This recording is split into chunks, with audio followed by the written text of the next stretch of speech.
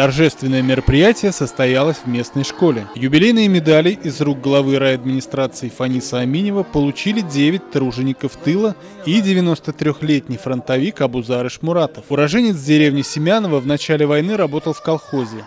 В 17 лет его призвали в армию. На фронте был автоматчиком и минометчиком, позже воевал с японскими милитаристами. Домой вернулся в 1946 году.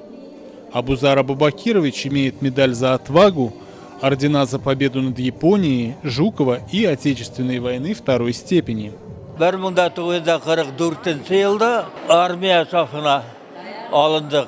Ол уақытта көште Хуғыш барайыны Шита қаласынан Монголияға шықтық.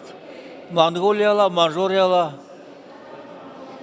Шонда Манжурияла шақта Хуғыш бетті түбі қалан еттілер. Анан ары Қытайға шықтық. Қытайда 6 жыл қызмет еттім. 7 жыл қызмет еттіп қайтылды. В школе села Белалово уделяется огромное внимание патриотическому воспитанию.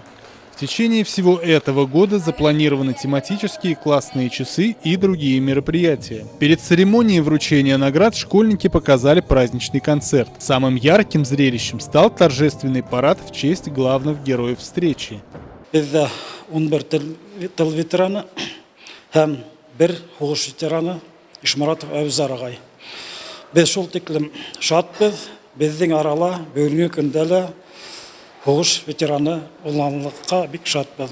Ягыдылы егетләр ветерандарды күреп, уларның юлдарын дәвам иттеләр. Ягъни илебезне хаклауга улар әзерләр дип әйтергә мөмкин.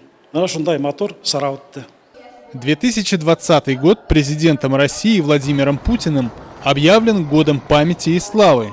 Несмотря на то, что сегодня совершаются большие попытки переписать историю, для нас важно защитить правду о Великой Отечественной войне. Самый яркий пример для нас в этом – ветераны, которые проявили свой героизм не только в годы войны, но и в послевоенное время. Подобные мероприятия объединяют людей разных возрастов и политических взглядов. Дмитрий Фадеев, Рим Янтурин, Служба новостей.